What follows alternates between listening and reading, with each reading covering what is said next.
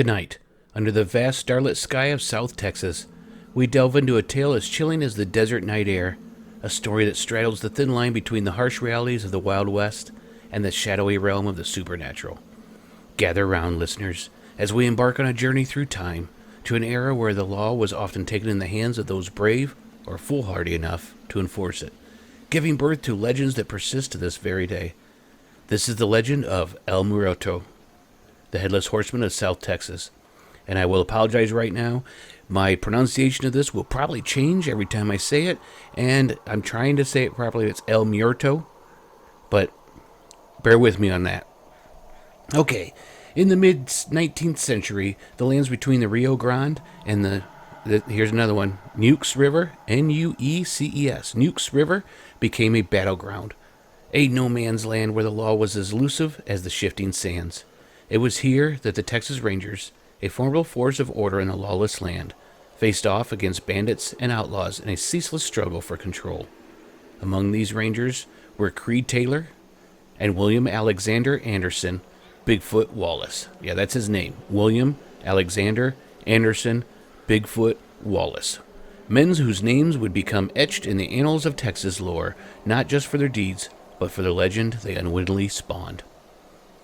Our story begins in a time when Texas was a tumultuous frontier, a place where the boundaries between law and lawlessness were as blurred as the horizon under the scorching summer heat. It was a time when the Texas Rangers, a group of hardy men tasked with bringing order to chaos, faced off against bandits and outlaws who roamed the vast expanses of the newly minted state. Among these outlaws was a man named Vidal, a bandit whose audacity knew no bounds. His specialty? Horse theft. A crime considered as grave as murder in those days. Vidal, cunning and elusive, had evaded capture time and again, but his luck would soon run out. For among those he stole from were Creed Taylor and William Alexander Anderson Bigfoot Wallace, who we'll just call Bigfoot Wallace from now on. Two Texas Rangers whose reputations for toughness and resolve were unmatched. One summer night in 1850, after Vidal had made off with several of Taylor's prize mustangs, the Rangers tracked him down. With stealth and precision, they descended upon his camp, and by dawn, Vidal and his men were dead. But for Taylor and Bigfoot Wallace, mere death was not a sufficient deterrent for future would-be horse thieves. In an act of grim spectacle, they beheaded Vidal, securing his body to a wild mustang, his head hanging grotesquely from the saddle, and set to the horse loose. This, they hoped, would be a message that would echo across the plains, a warning to all who dare defy the Rangers' authority. Yet, what followed was something neither man could have anticipated. Soon after, reports began to surface of a headless rider galloping through the night, his spectral form a chilling testament to the Rangers' brutal justice. El Muerto, as he became known, quickly transcended from a cautionary tale into a legend, a ghostly figure credited with all manner of misfortune and malice that befell those who encountered him. Over time, sightings of El Muerto persisted, each account adding to the mythos of his headless horseman. From the eerie plains near the Nueces River to the shadowed streets of San Antonio, tales of his apparition spurred whispers of fear and fascination.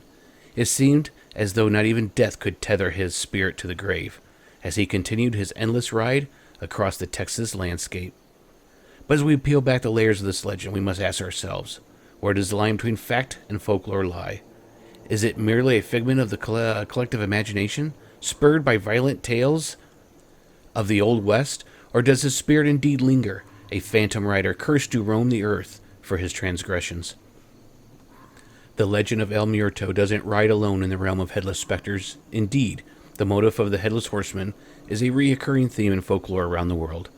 From the Dullahan of Celtic folklore, a dark harbinger of death, to the wild huntsman of German legend, this chilling image captivates our imagination, embodying our deepest fears and timeless fascinations with the afterlife. But what sets this one apart from his uniquely Texas backdrop? against which the story unfolds, a land of relentless frontier justice, where the boundaries between the living and the dead are as porous as the borders between nations. El Muerto's origins are rooted in a brutal episode of frontier retribution, a story that mirrors the harsh realities of life in the mid-19th century Texas. But as the tale passed from one generation to the next, it transcended its origins, becoming a potent symbol of the consequences of lawlessness and the escapable reach of justice. The Headless Rider, once a gruesome warning to would-be outlaws, now roams the realm of legend, a ghostly figure said to haunt the very lands he once terrorized in life.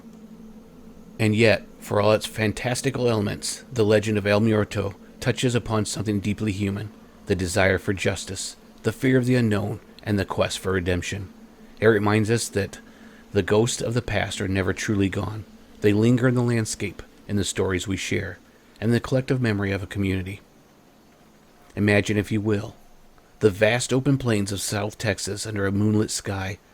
The only sounds are the distant cries of nocturnal creatures and the soft rustling of the mesquite. It's here, in this eerie solitude, that many have claimed to seen him, a ghostly figure on horseback, headless, yet undeniably menacing, galloping across the landscape as if bound on an endless quest for retribution.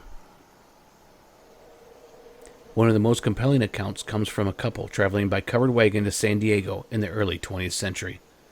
They made camp for the night only to awaken to the chilling sight of El Muerto on his gray stallion, sitting next to the campfire as if he were one of the living. His ghostly voice echoed in the night air, claiming all he surveyed as his own. Such encounters suggest that it is not merely a relic of the past, but a spectral presence that continues to haunt the present. Decades later, near Freer, Texas, another sighting was reported. A local, driving along a deserted stretch of road, caught a glimpse of a figure in the rearview mirror, a horseman with no head, racing alongside the car before vanishing in the night. Reports like these, spanning over a century, paint a vivid picture of a legend that refuses to die, a story that continues to unfold in the real world. But what drives these sightings? Are they manifestations of collective fear, the power of legend so strong that it conjures vision of El Muerto in the minds of the living? Or is there something more, a paranormal phenomenon that defies explanation? As we explore these personal encounters, we delve into the heart of human belief, the desire to connect with the mysteries that lie beyond our understanding. The tales of El Muerto have captivated the minds of Texans for generations, blurring the lines between historical events and the supernatural. Skeptics argue that the sightings of it could be explained through various psychological and environmental factors. Optical illusions, for instance, are common in the vast open landscapes of Texas, where the heat shimmers on the horizon can distort perception, perhaps creating an eerie illusion of a headless rider in the distance. Another skeptical perspective considers the power of storytelling and folklore. Stories of El Muerto have been passed down through the generations, becoming richer and more detailed with each telling. This oral tradition, skeptics suggest, could influence individuals' perceptions, leading them to interpret ordinary experiences as supernatural encounters. The human mind is incredibly susceptible to suggestion, especially when tales of ghosts and ghouls are involved, making it possible for the legend to manifest in the collective consciousness of those who have heard this tale. Yet, amidst the skepticism, there remains a tantalizing question. Could there be a grain of truth to the legend? The history of cryptids and creatures in folklore around the world suggests that many legends have roots in real animals or phenomena, misunderstood by those who encountered them. Could El Muerto, then, be based on a real figure, his story twisted by time into a ghostly legend we know today? As our journey through the shadows of the tales of El Muerto, the headless horseman of South Texas, comes to a close, we find ourselves at the crossroads of myth and reality. Through the mists of time and the veil of the supernatural, we've traversed a landscape rich in history, folklore, and the unexplainable. It's here in the quiet moments that follow our tales of spectral riders and ghostly apparitions that we ponder the deeper truths these stories hold. Our exploration has taken us from the harsh, sun-scorched plains of Texas, where justice was often meted out at the edge of a sword or the barrel of a gun, to the realm of the supernatural, where legends like El Muerto ride eternal, reminding us that the thin line between life and death, past and present. But what does this all mean for us, the storytellers and the listeners, the skeptics and believers? It serves as a reminder that our world is a tapestry woven from the threads of fact and fiction, of science and myth. This story is but one thread in the vast tapestry, a legend that speaks to the universal human experience of fear, curiosity, and the quest for understanding. As we wrap up this episode, I invite you, our listeners, to reflect on the stories that have shaped your understanding of the world. What legends linger in the corners of your own history? Which tales have been passed down through your family, your community, or your culture?